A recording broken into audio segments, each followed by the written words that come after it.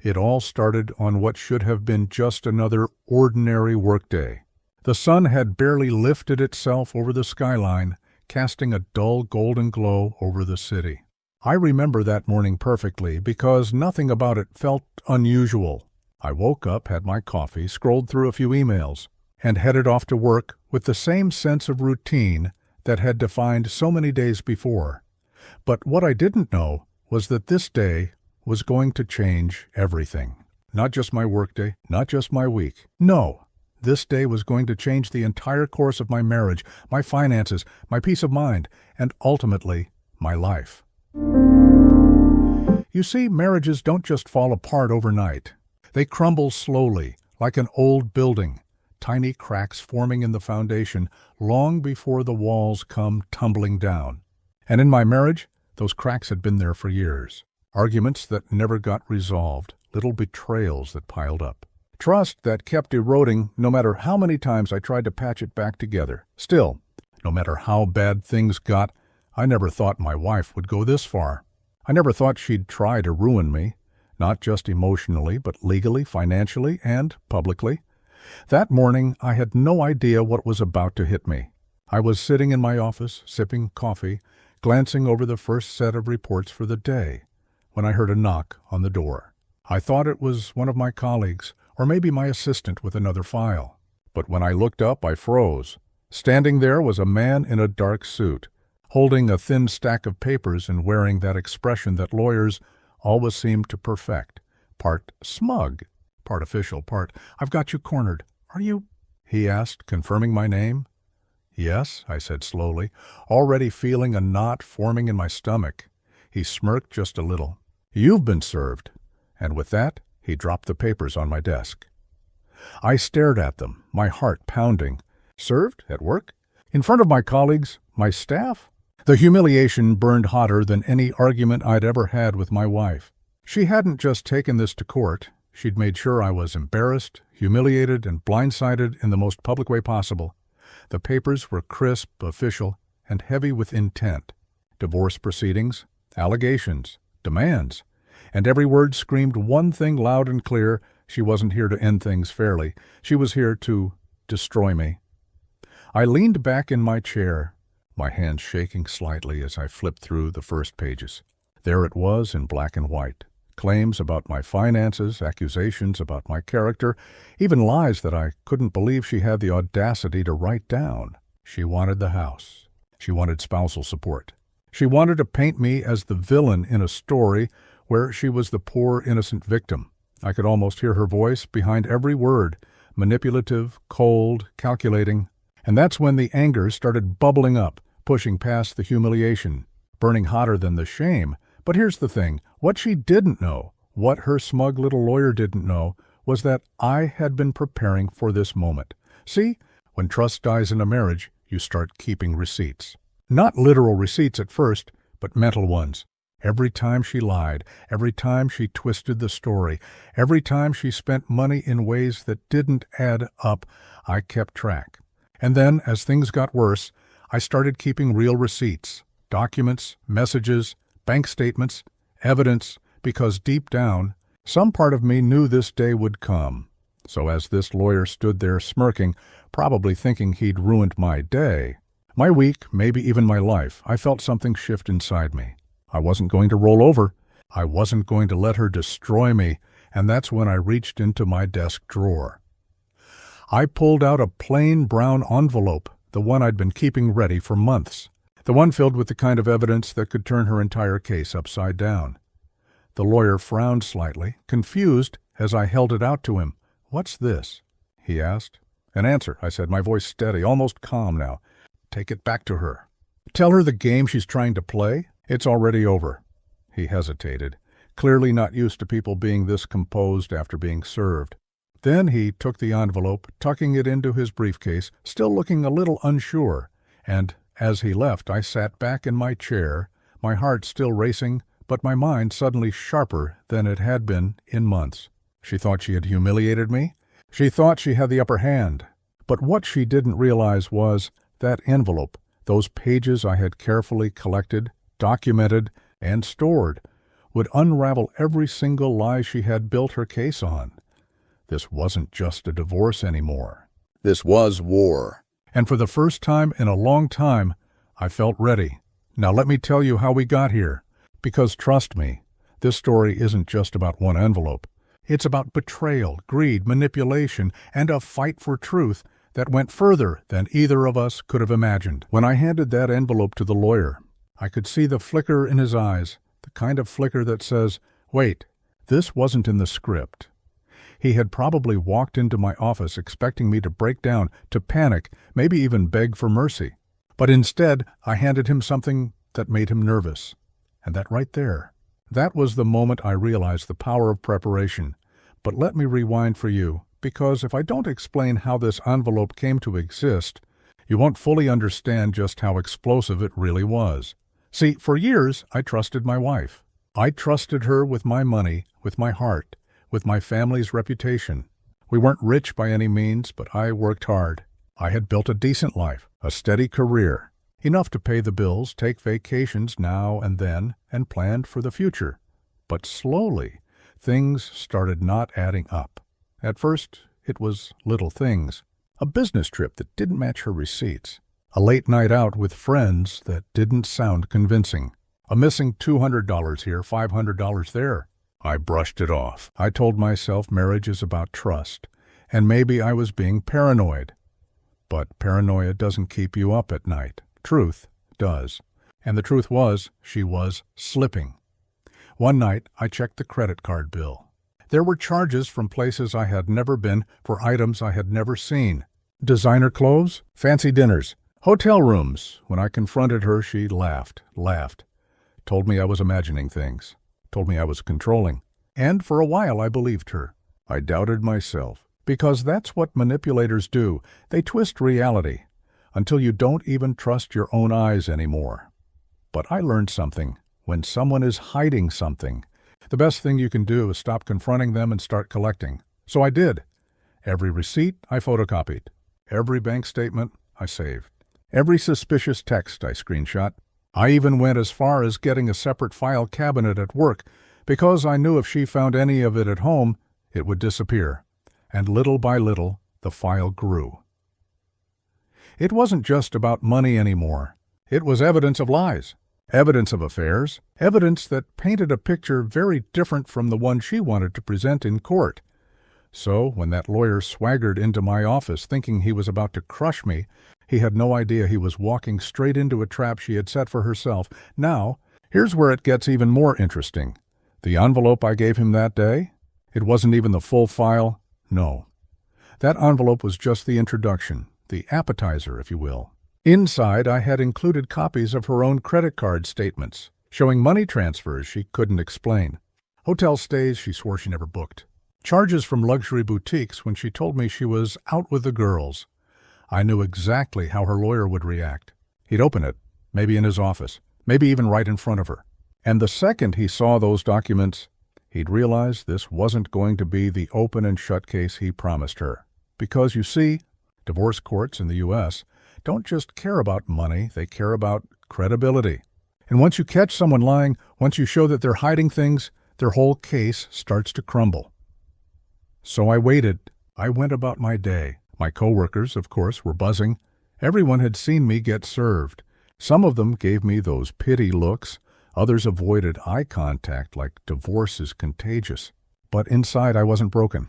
I was calm. That night I went home. My wife was there, pretending everything was normal, like she hadn't just sent a lawyer to blindside me at work. That's when I realized something important. People like her, they thrive on control. They think they're 2 steps ahead of you. And as long as you play into that, they feel untouchable. But she didn't know I had already flipped the game. We barely spoke that night. The silence in the house was suffocating. I could almost hear the lies bouncing off the walls. I wondered, had she told her friends yet? Had she celebrated with them, bragging about how she was about to take me for everything I had? Probably, and I smiled to myself because I knew what was coming. The very next day, I got a call. Not from her, but from her lawyer's office.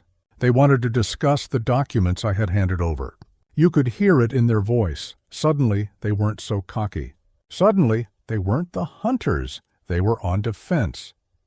I agreed to meet. When I walked into that law office, the air was thick with tension. My wife was sitting there, dressed like she was auditioning for some sad soap opera role. Dark clothes, tissues in her hand, fake sorrow painted across her face. Her lawyer, though, wasn't smirking this time. He looked concerned. He slid the envelope across the table toward me. "Where did you get these?" he asked. I leaned back, calm as ever. "From the same place she left them," I said. "The trash?" "The mailbox." "The bank, you know. The places where the truth usually hides." My wife's face turned pale. She hadn't expected me to keep track. She thought I was blind, distracted, naive. That's when I realized something important. Sometimes the best revenge isn't yelling or fighting or begging. Sometimes it's patience. Sometimes it's letting someone dig their own hole and then handing them the shovel. And right there in that law office, with my wife staring at the floor and her lawyer fumbling for words, I knew this case wasn't going to be hers to win. It was already mine. But trust me, this was only the beginning. Because the deeper we went into court, the more secrets came spilling out. And the things I discovered about her, about the life she'd been living behind my back, those were worse than I ever imagined. Walking out of that lawyer's office, I felt something I hadn't felt in months: control. For so long I had been the one doubting myself, second-guessing, walking on eggshells in my own home. But now the truth was out in the open, and she couldn't stuff it back into the shadows. But don't think for a second that my wife just gave up. No. People like her, they don't stop fighting just because they've been caught. They scramble. They twist. They double down. And that's exactly what she tried to do. A week later, I was served again, this time with an amended petition. She had added new accusations, new lies, even more dramatic claims. Suddenly, I wasn't just a bad husband. I was apparently controlling, abusive, and dangerous. Words designed to turn the court against me. Words designed to make me look like a monster. When I read those papers, my blood boiled. How dare she? After everything she had done, after the affairs, the lies, the money she wasted, she was now trying to flip the story, to make me the villain. But you see, this is where most people break. This is where fear takes over. Because in divorce court, words carry weight. Judges don't know your marriage. They only know what's written on paper. And her lawyer knew that if he could stack the papers high enough, I'd look guilty even without evidence. But here's the thing, I had evidence. So instead of panicking, I doubled down. I went back to my file cabinet, pulled out the folders, and started organizing everything like a puzzle. Bank records here, text messages there, photos lined up in order. I even hired a private investigator, something I thought I'd never do in my life. And the things he uncovered.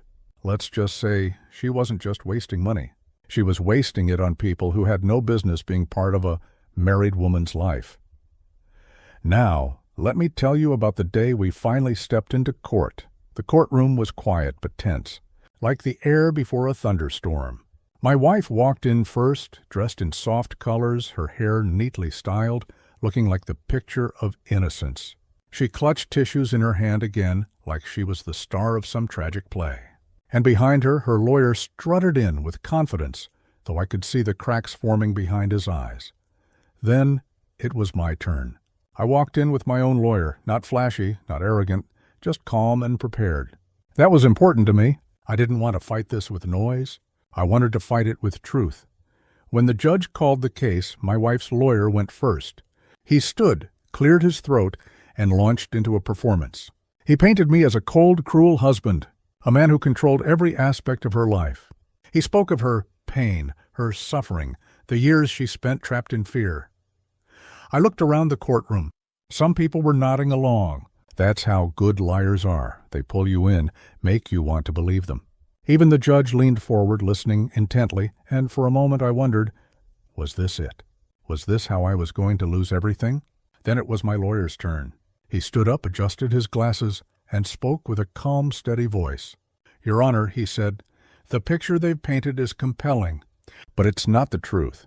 The truth," he said as he picked up a thick folder from the table, "is in the evidence." One by one he laid it out.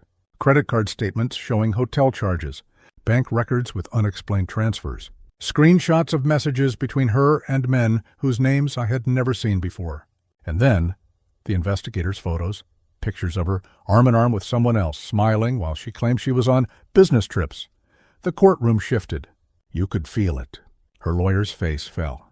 My wife sat frozen, her tissues clutched tight, but her color draining fast. The judge leaned back, eyebrows raised. "Do you have an explanation for these?" he asked her. And in that moment, the whole performance collapsed. She stammered, stumbled, tried to twist the story. But lies don't stand up well when the truth is laid out in black and white. That was the day I realized something powerful.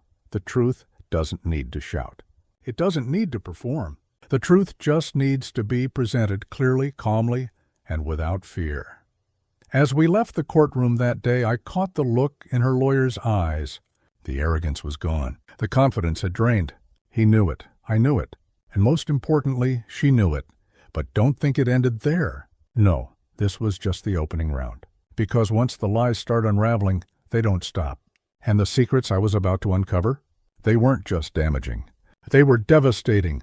Secrets that would not only destroy her case, but her reputation. Secrets that would make her realize she should never have come after me in the first place. And the best part? I didn't even have to dig that deep. Because when people are arrogant enough to think they'll never get caught, they usually leave the evidence lying around. What I found next changed the entire direction of the case. When we left the courthouse that afternoon, I thought maybe, just maybe, things would calm down. I thought she would see the evidence, realize she had no chance, and back off. But if there's one thing I've learned, it's that people who live on lies don't stop lying just because you caught them once. They double down. They get desperate. And desperation makes people dangerous. 2 weeks later, another envelope showed up at my workplace. Same lawyer, same smug walk. But this time there was no confidence in his eyes. Instead, there was this strange mix of frustration and exhaustion, like a man carrying someone else's bad decisions on his back. He handed me the papers, muttered a quick, "Good afternoon," and left. When I opened the envelope, I almost laughed out loud. My wife had filed yet another motion, this time claiming that the evidence I'd presented was fabricated.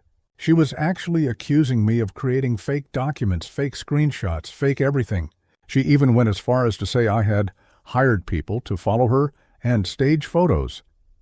The irony was rich. She was the one who had lied, cheated, and betrayed. But in her mind, the only way I could have proof was if I had invented it. My lawyer chuckled when he read it. "Don't worry," he said. "Judges aren't fools. If she wants to claim fabrication, she'll need to prove it, and she can't." Still, I couldn't shake the frustration. Every new motion, every new claim, it was more money, more time, more stress. And that's when it hit me. That was her strategy all along. Not to win, but to drain me, to break me, to make me so tired, so worn down, that I'd eventually give in just to make it stop. But she underestimated me. If she thought I'd crumble, she hadn't been paying attention to the man she married. So I pushed back, harder. The private investigator brought me even more evidence. He had dug into her financial records, and what he found was jaw-dropping. Secret credit cards, hidden accounts, and thousands of dollars funneled into things she never wanted me to see. Designer clothes, expensive dinners, even gifts that she had bought for other people. But that wasn't the worst of it. No, the worst of it was the discovery of a second phone line.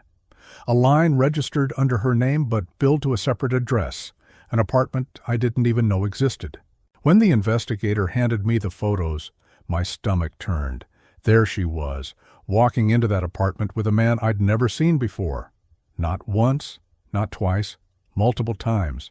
So while she was accusing me of being abusive, controlling, dangerous, she was living a second life. And the beauty of it? The paper trail was undeniable. The apartment was in her name. The bills were in her name. The phone was in her name. She thought she was being clever, but in reality, she had built her own trap. The next court hearing came quickly. This time, she looked different.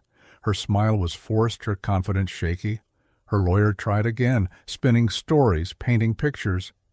But I could see it in the judge's eyes. Patience was running thin. When it was my lawyer's turn, he dropped the new evidence like a hammer. Photos, bills, records, everything lined up neatly, impossible to dispute. The courtroom was silent. My wife shifted in her seat, clutched her tissues tighter, and avoided everyone's eyes. Her lawyer cleared his throat, shuffled his papers, and muttered something about privacy and irrelevant evidence. Oh, but the judge wasn't buying it. And then came the moment I'll never forget. The judge leaned forward, looked directly at her, and said, "Ma'am, you came into this court accusing your husband of abuse, of cruelty, of fabricating evidence. But what I see here is a consistent pattern of dishonesty on your part. Unless you have a very good explanation, I'm inclined to believe his version of events." Her face went pale. Right there, in front of everyone, the facade cracked. I should have felt triumphant. I should have felt victorious. But honestly, what I felt was sadness. Sadness that the woman I once loved, the mother of my children, had fallen so far that she'd rather destroy herself than admit the truth. After the hearing, my lawyer patted me on the back. "We've got her," he said. "It's only a matter of time now." And he was right, because what happened next, well, let's just say that envelope I gave her lawyer at work was only the beginning. The deeper we dug, the more her case unraveled. And soon, she wasn't just fighting to win. She was fighting to survive. But here's the twist. The secrets we uncovered didn't just end her case. They uncovered something so big, so unexpected, that even I was shocked. And once it came to light, there was no going back. After that last hearing, I thought maybe she'd back down. I thought maybe finally she'd see that the walls were closing in and it was time to stop fighting a losing battle. But I should have known better. People who lie for too long, people who build their whole world on deception, they don't just stop. They fight harder, even if it means dragging everyone down with them. A few days later, I got a call from my lawyer. His tone was calm, but the words he spoke sent a shiver down my spine. "She's trying something new," he said. I sighed. "What now?" "She's filed for emergency custody. Claims you're emotionally unstable, unsafe for the children." I froze. It was one thing for her to attack me in court, to lie about our marriage, to play victim. But this, going after my kids, this was war. I remember sitting there in silence, the weight of it hitting me. She wasn't just trying to win. She was trying to destroy me completely, to rip away the one thing that still gave me purpose, my children. But here's the part she didn't understand. I wasn't just fighting for myself anymore. I was fighting for them. And that made me more dangerous than any lie she could tell, so I doubled down. I spent hours with my lawyer, going through every detail of my life, every record, every moment that could prove who I really was. The truth was on my side, and this time I wasn't just going to defend myself. I was going to expose her. The next court date came quickly. She walked in with that same shaky smile, trying to look confident, but I could see the cracks. Her lawyer stood up and painted me as the worst kind of father. Cold, neglectful, unsafe. He told stories that had no basis in reality, twisting tiny moments into something dark and ugly. I clenched my fists under the table, forcing myself to stay calm, because I knew what was coming next. When it was our turn, my lawyer rose and spoke with steady confidence. He laid out the truth, piece by piece. My work records showing stability. My clean history showing no violence, no abuse. Statements from neighbors and teachers who had seen me with my kids describing me as a caring, involved father. And then the envelope. Yes. Another one. Inside were records that showed exactly where she had been while claiming to be caring for the children. Bank statements tied to nights she was at that secret apartment. Credit card charges from dinners and trips she had taken with her new man while leaving the kids with sitters. The judge leaned back, eyes narrowing as he flipped through the documents. "Mrs. Miller," he said slowly, "these records paint a very different picture of your priorities. You claim your husband is unstable, yet you appear to have been living a separate life, hiding finances, and neglecting your parental duties. Would you like to explain?" She stammered. Her lawyer tried to object. But it was too late. The truth was right there in black and white. The room was silent except for the sound of papers turning and the occasional cough. And for the first time I saw it clearly. The judge didn't just doubt her.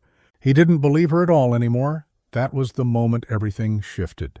The narrative she had tried to build, the mask she wore, it all crumbled. She wasn't the victim anymore. She was exposed, but still she didn't stop. Even after that devastating blow in court, she tried again. More motions, more accusations. Each one weaker than the last. Each one dismissed with less and less patience from the judge. And then, one evening, I got a call from my investigator. His voice was urgent. "I think you should sit down for this," he said. My stomach dropped. "What is it?" "I found something she never wanted you to see. And once it comes out, her whole case will collapse. Not just collapse, it'll explode." I pressed him for details, but he wouldn't say over the phone. All he told me was this: the truth was bigger than infidelity, bigger than secret accounts, bigger than lies in court. It was something that could change everything. And when I finally saw it for myself, I understood. She hadn't just been lying to me. She hadn't just been lying to the court. She had been lying to everyone, even to the man she thought she loved. The secrets hidden in that new envelope were darker, deeper, and far more destructive than I could have imagined. And once they came out in the courtroom, there would be no going back, no more pretending, no more masks, no more lies. The truth was about to burn it all down. The night before the next hearing, I barely slept. My mind kept replaying the investigator's words. This will change everything. I sat at the kitchen table with the envelope in front of me, fingers tracing the seal, but too nervous to break it open. It felt like Pandora's box. Once I looked inside, there'd be no unseeing it. Finally, with a deep breath, I tore it open. The document spilled out, neat, precise, like a silent dagger. Bank transfers, messages, legal forms. Names I didn't recognize at first. And then, one name I did.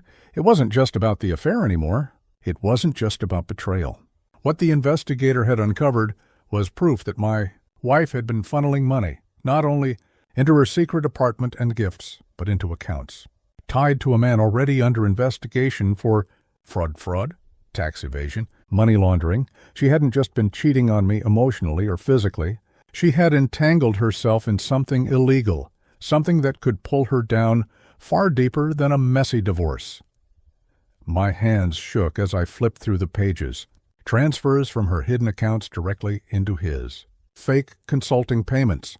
Emails where she promised to help him move money around because no one would ever suspect her.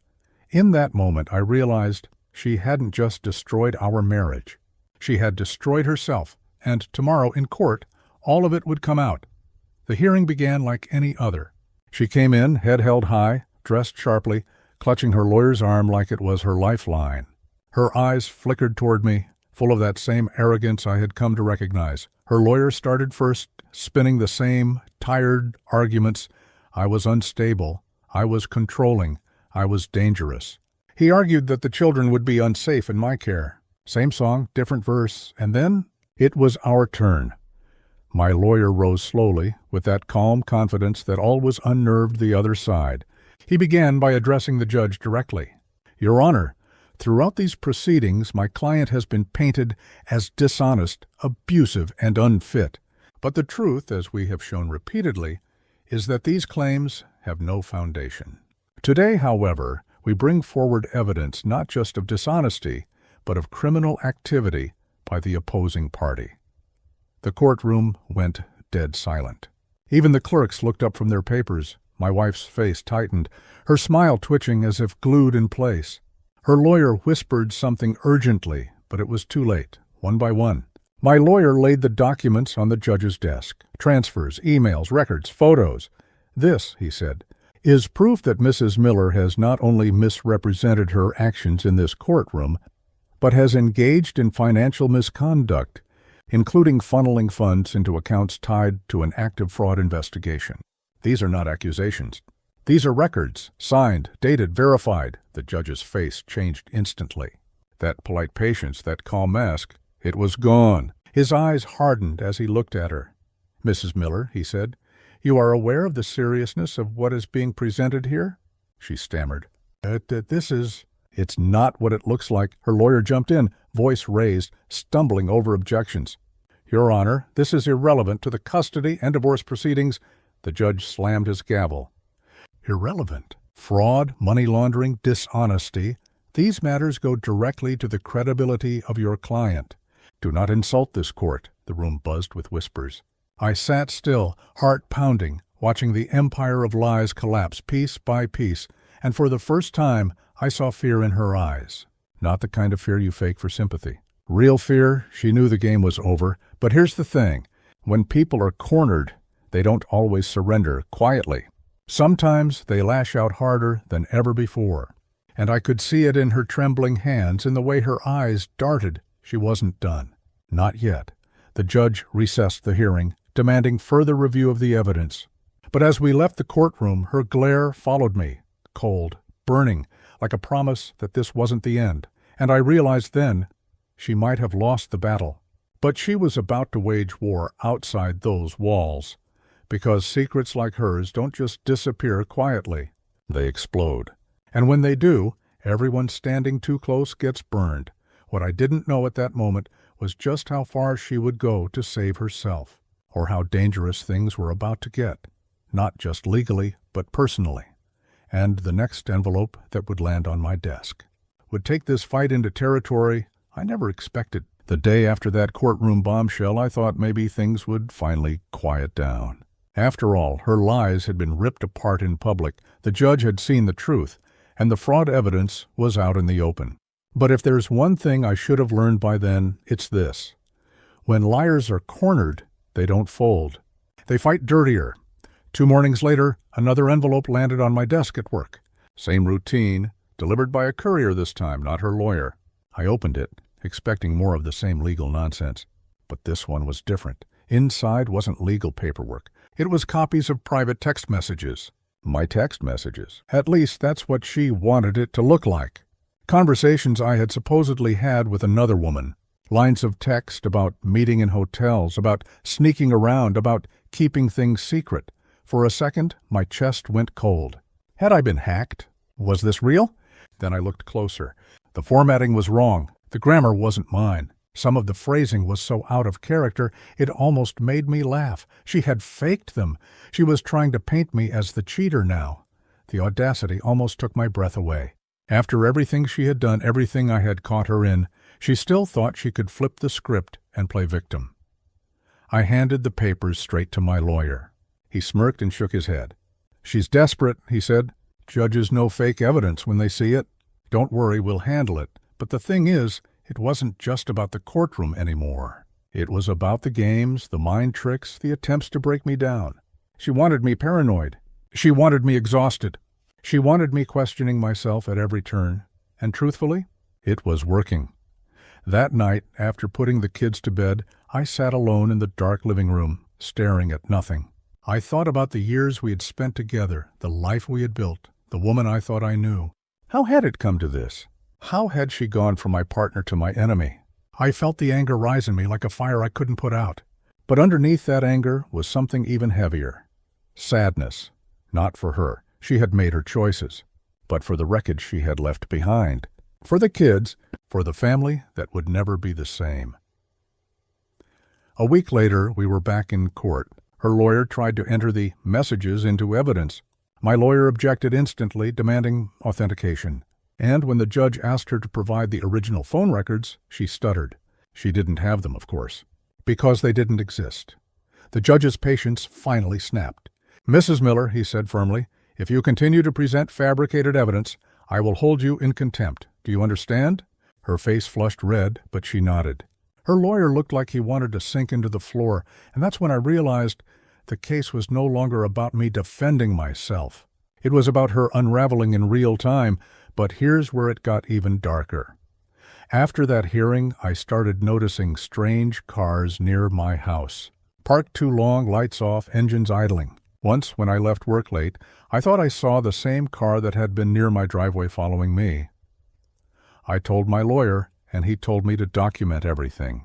"She might be having you followed," he said, "either to dig up dirt or to intimidate you. The thought made my stomach churn. She wasn't just fighting in court anymore. She was trying to break me outside of it too. But then came the real shock.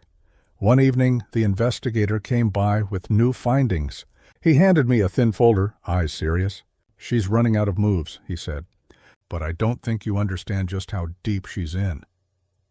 Inside the folder were not just her fraudulent money transfers. There were connections to her boyfriend's legal troubles, emails where she had offered to help cover tracks, and worse, statements that hinted she might have known about crimes beyond financial fraud. Things that could make her not just a liar in court, but a criminal in the eyes of the state. I sat there staring at the papers, feeling a mix of vindication and dread. On one hand, this could destroy her case completely. On the other hand, it could destroy her life. And I asked myself, how far did I want this to go? Did I want to win so badly that I'd see her face criminal charges? Or was there still a line I wouldn't cross? The next hearing was scheduled for the following week, and I knew when I stepped into that courtroom, it wouldn't just be about divorce papers anymore. It would be about exposing everything. But a part of me couldn't shake the feeling that she had one last card up her sleeve, one last desperate play, and I was right. Because when we walked into court that day, she didn't just look nervous. She looked terrified. And what came out in that hearing would not only end her case, it would end the very image she had tried so hard to protect. The truth was finally coming, and no envelope in the world could stop it. The morning of the final hearing, the sky was gray, heavy with clouds that looked ready to burst. I remember thinking it was fitting. Storm outside, storm inside. I walked into the courthouse with my lawyer by my side. My heart was pounding, but my mind was clear. This was it, the end. One way or another, everything was going to come out today. She was already there when I arrived, sitting stiffly at the plaintiff's table, clutching her tissues in one hand and glaring at me with the other. But her eyes, they weren't defiant anymore.